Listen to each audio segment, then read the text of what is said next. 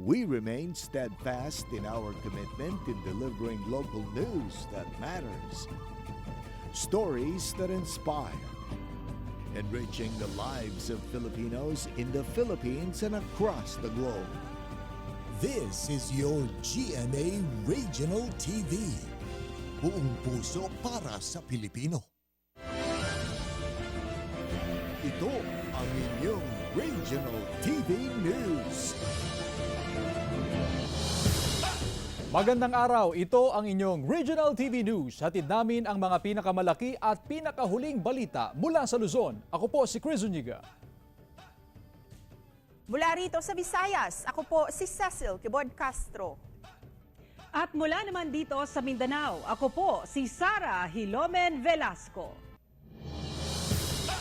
Libo-libong katao ang dagsa sa iba't ibang pasyalan sa Baguio City para sulitin ang mahabang bakasyon. Makibalita tayo live kay Jasmine Gabriel Galban ng GMA Regional TV, One North Central Luzon. Jasmine? Good morning, Chris. Good morning, mga kapuso. Ramdam na ramdam ang long holiday dito sa lungsod ng Baguio. Sa dami ng turista na namamasyal simula pa noong nakaraang weekend. Actually, ngayong araw, dito sa lungsod ng Baguio, talaga namang napakarami pa ring turista. Gaya na lamang sa Burnham Park na as early as 6 a.m. ay napakarami ng mga turistang nag-e-enjoy doon sa lugar.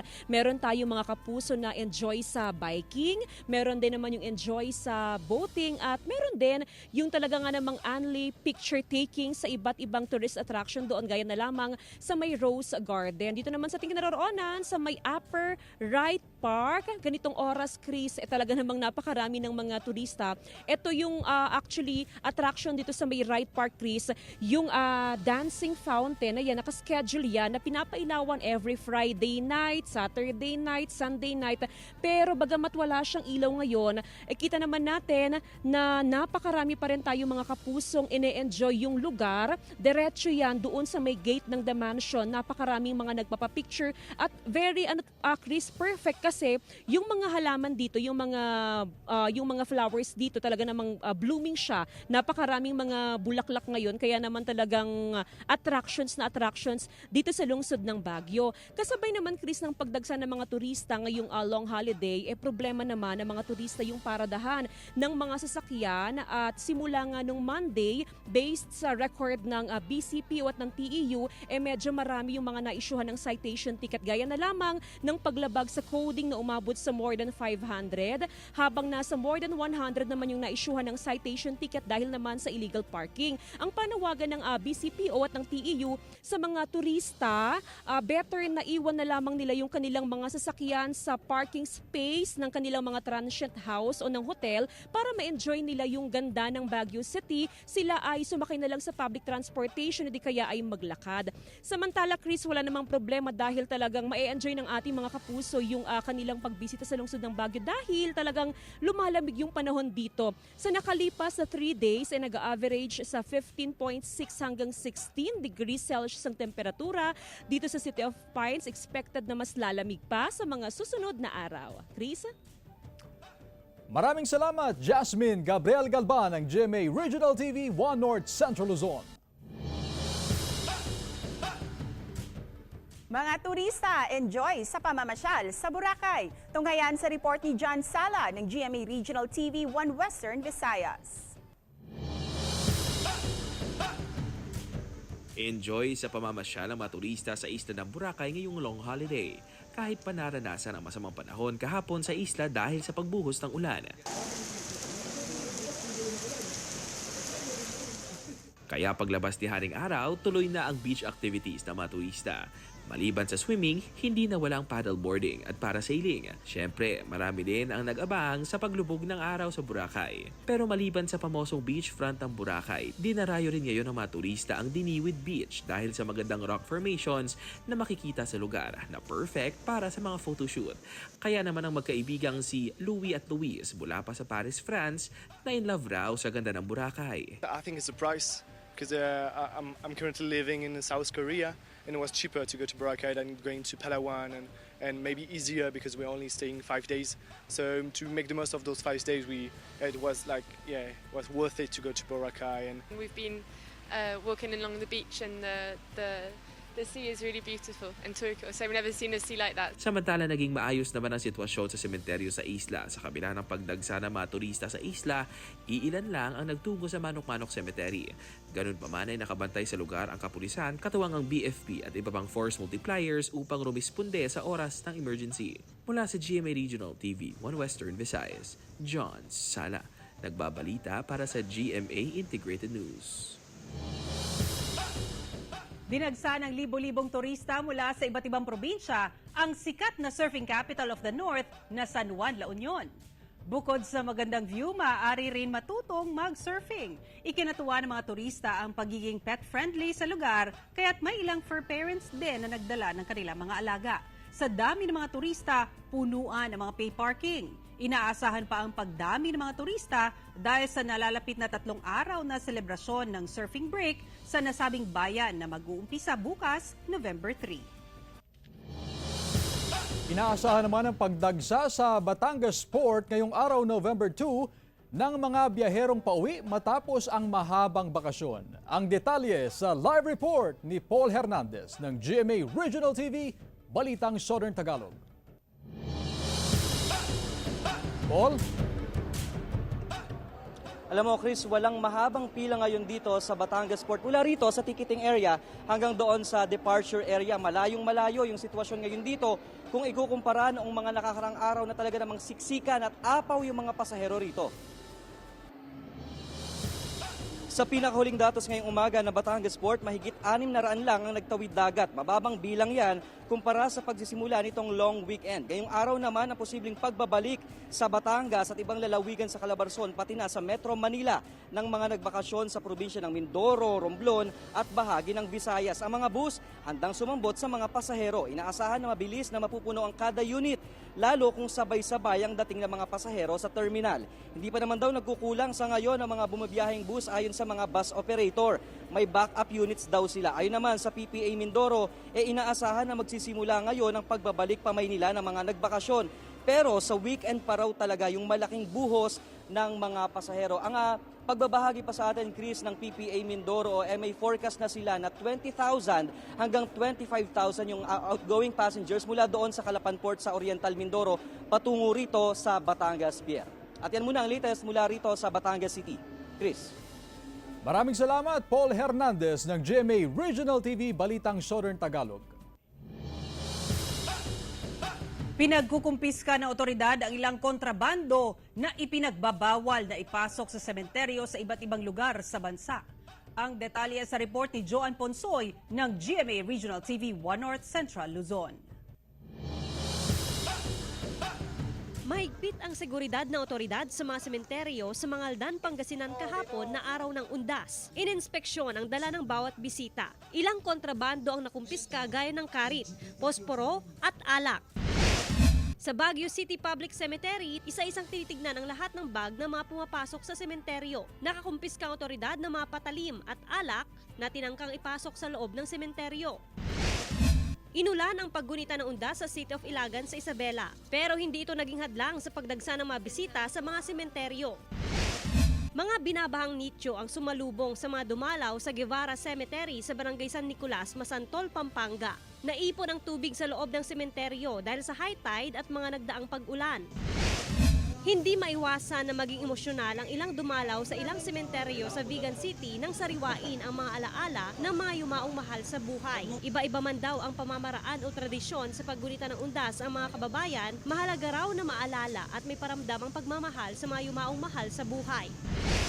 Naayos na rin ng ilang kaanak ang mga nasirang nicho sa Bangbangar Cemetery matapos tumama ang magnitude 7 na lindol noong July 2022. Pero ang ibang nicho hindi pa nalalagyan ng lapida. Maaga ring nag-abang sa sementeryo ng Bangged Abra ang ilang rumaraket sa araw ng undas. Pero tumanggap sila ng pagpipintura ng lapida sa halagang 300 piso.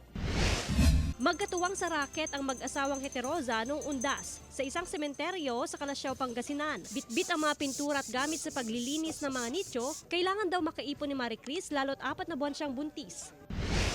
Maliban sa nakasanayan ng ibinibentang kandila at mga bulaklak sa labas ng mga sementeryo, agaw pansin ang mga panindang lechong baboy sa Kansohong Public Cemetery sa Talisay City, Cebu kahapon, araw ng undas. Naisipan daw ng negosyante na magbenta ng lechon sa sementeryo dahil sa dami ng mga nagpuntang tao roon. Mula sa GMA Regional TV 1 North Central Luzon, Joan Punsoy, nagbabalita para sa GMA Integrated News. Generally peaceful ang UNDAS 2023 ayon sa Philippine National Police. Walang anumang banta ang natanggap ng PNP sa paggunita ng UNDAS. Pero tuloy pa rin ang security coverage ng PNP dahil nakadeploy pa sila sa iba't ibang sementeryo ngayong araw na All Souls Day para ma-monitor ang anumang panganib. Mahigit 37,000 police personnel ang ipinakalat sa iba't ibang lugar sa bansa upang magbigay ng seguridad sa paggunita ng UNDAS. Ito ang inyong Regional TV News. Mag-asawa na biyana ng incumbent barangay chairman at nanalo sa eleksyon bilang re-electionist sa Kibawe, Bukidnon ang patay. Matapos na sugurin at pagbabarilin ng natalong kandidato sa pagka-barangay kagawad. Dead on the spot ang mag-asawang senior citizen sa barangay Curao, Kibawe, Bukidnon matapos silang pagbabarilin sa loob ng kanilang bahay Lunes ng gabi. Sospek ang natalong kandidato sa pagkakagawad na hindi muna pinangalanan ng PNP. Sa investigasyon ng Kibawe Police, sinugod daw ng sospek kasama ang kanyang kapatid ang bahay ng incumbent barangay chairman at nanalo sa eleksyon bilang re-electionist. Hindi naabutan ng sospek ang kapitan at napagbalingan ito ang mag-asawa na biyanan ng kapitan. Kaagad tumakas ang sospek pero kalaunan ay sumuko rin sa PNP. Patuloy pang pinaghahanap ang kapatid ng sospek. Gusto siya mo appeal sa partido nining incumbent nga barangay kapitan. Pero wala na siya na-appeal. Then mo din tong paggawa sa resulta October 30 nga wala gid siya na insufficient ang boto ay ang nakuha so wala siya nakadaog.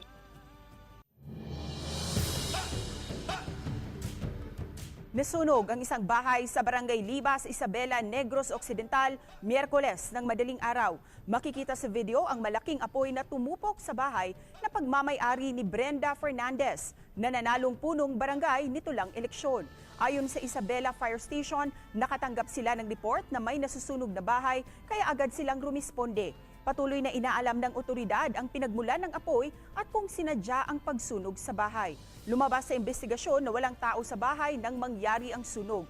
Hindi bababa sa 20,000 pesos ang iniwang danyos ng sunog. So,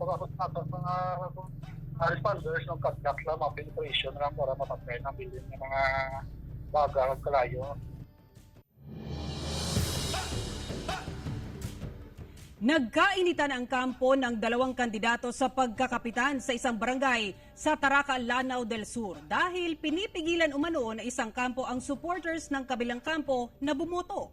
Samantala natuloy na ang botohan sa 6 na barangay sa Bayang Lanao del Sur na napospo noong araw ng barangay at SK elections. Narito ang report.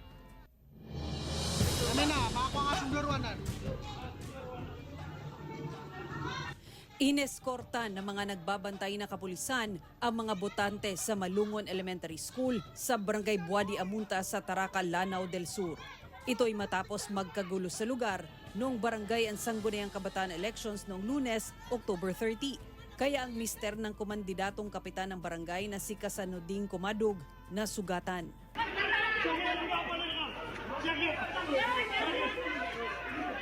Ayon sa pulisya, pinipigilan umano na isang kampo ng mga kandidato ang supporters ng kabilang kampo na bumoto. Yung mga voters na pro-challenger ay pinipigilan po ng mga other na kabilang partido na to votes na kung pupunta po doon yung mga yung sa other party, ng mga supporter ng other party na nagre-result po na tinataboy, then physical harm. Kumuha pa ng bato ang incumbent at re-electionist barangay chair na si Yasvalin Macabando, pero hindi na siya nagbigay ng pahayag kaugnay ng pangyayari. Natuloy naman ang botohan sa lugar at nang bilangin na ang mga boto, nagtabla ang dalawang kandidato na magpinsan lang. Ayon sa COMELEC, idinaan sa draw lots ang proseso ng pagpili ng panalong kandidato. Base na rin ito sa COMELEC Resolution 10924. Mag-draw lots kung sino yung manalo, favored by luck, Yun yung kukunin natin para makaka-proclaim na tayo. Kasi buong municipality, itong isang barangay lang yung hindi na-proclaim dahil nga dito. Kaya idiniklarang panalo ang incumbent at re-electionist barangay chair na si Macabando. Naging matiwasay naman ang proseso ng draw lots na bantay sarado ng kapulisan. Samantala, natuloy na noong October 31 ang eleksyon sa 6 na barangay sa Bayang Lanao del Sur na hindi nakapagsagawa ng eleksyon noong Lunes. Ito ang mga barangay ng Lalapong, Taguranao, Linaw, Bialan, Kadayonan at Lumbak. Ang pagkakapospone ay bunsod ng ilang aberya matapos magreklamo ang mga botante na ipinapalipat umano sila ng voting precinct na ilang kandidato na labag umano sa batas. Ayon sa COMELEC, nagkaroon daw ng hindi pagkakaintindihan. Nasa contingency plan ng COMELEC yan. Pagka mangyari yung mga ganong sitwasyon, i-resit siya on the following day. Kasi alam pa ng mga tao yan. Naging matiwasay naman ang naging botohan. Mula sa GMA Regional TV 1 Mindanao, Sara Hilomen Velasco, nagbabalita para sa GMA Integrated News. Binisita rin ng mga residente ang mga nicho sa Artistic Tomb sa barangay Nambaran, Tabuk City, Kalinga. Kakaibang disenyo ng mga nicho sa lugar na nagsisilbing tourist attraction. May nakaukit na hayop sa nicho, ang ilang puntod, hugis, hayop ang disenyo. Meron ding gitara, sasakyan, cake at iba pa. Ilan sa mga nakalibing dito ay mga sculptor at artist. Kaya nagsisilbi rin itong pagpupugay sa kanilang kontribusyon sa sining. Ito ang inyong Regional TV News. Patay ang 4 na katao habang 6 na iba pa ang sugatan matapos salpukin ng pick-up ang 2 tricycle sa Calamba City, Laguna. Tutukan sa report ni Denise Abante ng GMA Regional TV Balitang Southern Tagalog. Kita sa CCTV footage na ito ang marahang patakbo ng 2 tricycle habang binabagtas ang National Highway na sakop ng Barangay Bukal sa Calamba City, Laguna. Maya-maya pa dumating ang mabilis na pickup truck. Sinalpok at kinaladkad nito ang tricycle. Dead on the spot ang 35 anyos na padre de pamilyang si Gilbert Palupit. Idiniklara namang dead on arrival sa ospital ang kanyang asawa at 2 menor de edad na anak habang 2 pa ang ginagamot sa ospital. Isinugod din sa ospital ang isa pang tricycle driver na si John Ray San Juan at ang sakay nito maging ang sakay ng pickup truck kabilang ang driver nito na si Elisa May Pacrin na residente ng Las Piñas City. Sinisika pa ng GMA Regional TV Balitang Southern Tagalog na makuhanan ng pahayag ang pamilya ng mga biktima at ang driver ng pickup. Based dun sa initial na investigator, parang medyo amoy alak. Bali, i-confirm pa natin yan through liquor test sa ospital.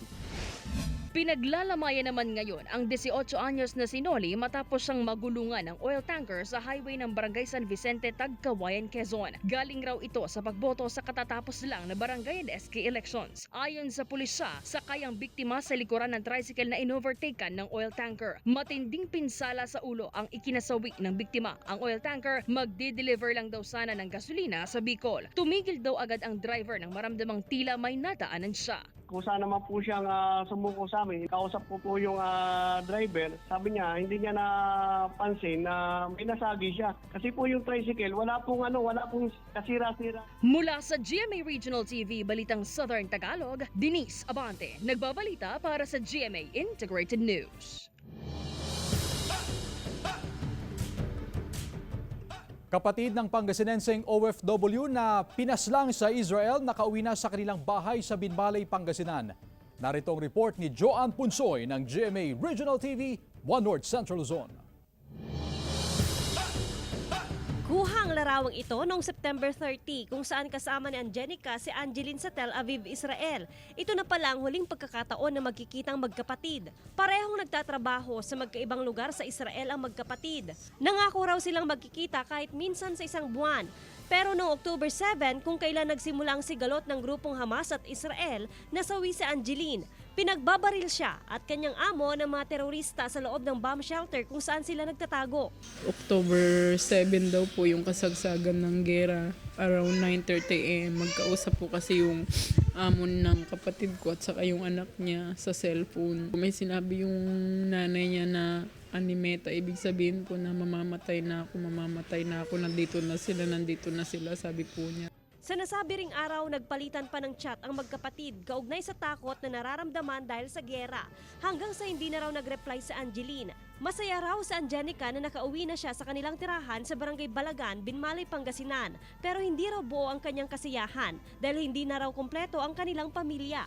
Araw-araw na nagtitirik ng kandilang pamilya Aguirre para kay Angeline.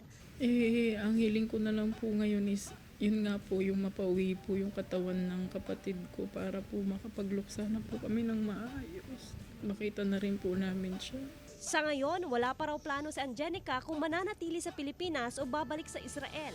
Samantala, ipinoproseso na ng OWA Region 1 ang tulong pinansyal para sa pamilya Aguirre. Sa huling impormasyon mula sa OWA 1, inaasahang iuuwi ang mga labi ni Angeline sa bansa bukas, November 3 at November 4 na tuluyang madadala ang mga labi nito sa kanyang pamilya sa Pangasinan. Mula sa GMA Regional TV 1 North Central Luzon, Joan Punsoy nagbabalita para sa GMA Integrated News. Iba't ibang nakatatakot na costumes at floats ibinida sa Semana TR area sa Ilocos Norte. Silipin sa report ni Claire Lacanilaw ng GMA Regional TV 1 North Central Luzon. Nakakakilabot at nakakatakyut ang hatid ng mga Halloween costume na ibinida ng mga chikiting sa isinagawang Halloween trick-or-treat ng provincial government sa Ilocos Norte. Naglibot ang mga chikiting sa iba't ibang tanggapan sa provincial capital, maging sa iba't ibang commercial establishments. Maganda po. Bahagi ito ng Semana TR area na layon na gunitain o alalahanin ang mga yumao ngayong undas. This is an event that is not only a source of joy and of happiness and merriment among our Kakailian, but more importantly, it's continuing our heritage and our culture that's very unique about the dead and honoring our departed loved ones. Bumirada rin ang iba't ibang floats sa Parada T. Ilocana na bahagi rin ng Ilocano Halloween Festival 2023. Patok online ang mga DIY Halloween figures na gawa ng isang 33-year-old artist na si Shandy Timbang mula Bataan sa tulong ng papier-mâché art gamit ang dyaryo, wire, PVC pipes at cardboard boxes. Nakagagawa ng iba't ibang Halloween figure si Shandy na talaga namang umani ng papuri mula sa netizens. Panahon ng pandemya na magsimulang gumawa ng horror papier-mâché art si Shandy. Kwento ni Shandy, umaabot ng 1 buwan ang paggawa ng kanyang mga obra. Mula sa GMA Regional TV 1 North Central Luzon, Claire Lacanilaw, nagbabalita para sa GMA Integrated News. LPA sa loob ng PAR nalusaw na ayon sa Pag-asa. Narito ang report. Mga kapuso, nag-dissipate o nalusaw na ang binabantayan nating low pressure area. Ayon sa Pag-asa, shear line ang magpapaulan ngayon sa ilang bahagi ng Luzon. Ito yung pagsasalubong ng malamig na hanging amihan at ng mainit na easterlies galing Pacific Ocean. Nagresulta ito ng kumpol ng ulap na may dalang ulan. Patuloy ding nakakaapekto sa ilang panig ng Luzon ang amihan, habang local thunderstorm naman sa nalalabing bahagi ng bansa. Ngayong umaga, magiging maayos ang panahon sa malaking bahagi ng bansa maliban sa ilang panig ng Cagayan Valley Region, Ilocos Region, Cordillera, Central Luzon, Mindoro at Palawan na posibleng makaranas ng pag-uulan. Pagsapit ng hapon, mataas na ang tsansa ng ulan sa halos buong bansa base sa rainfall forecast ng Metro Weather. Posible ang heavy to intense rains sa ilang panig ng Northern at Central Luzon, kaya maging alerto mula sa banta ng baha o landslide. Mula sa GMA Regional TV 1 North Central Luzon, Chris Zuniga, nagbabalita para sa GMA Integrated News.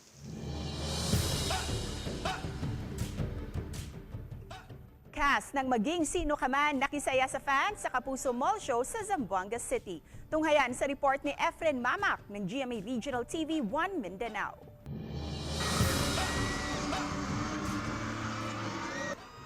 Hindi mapigilan ang kasiyahan ng Kapuso fans sa Zamboanga nang makita na nila personal ang kanilang mga idolo na sila Faith Da Silva, Juancho Trevino at syempre ang Team Barda o Barbie Forteza at David Licauco na cast ng Maging Sino Ka Man sa Kapuso Mall Show sa KCC Mall de Zamboanga sa Zamboanga City. Ang aktibidad ay bahagi pa rin ng pagdiriwang ng Zamboanga Hermosa Festival 2023.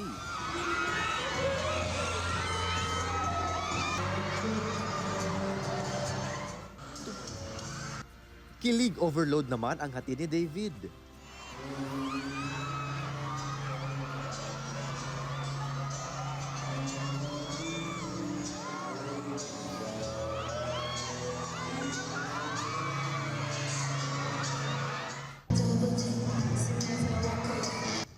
At mas nag-level up pa ang energy ng fans nang mag-perform na si Barbie.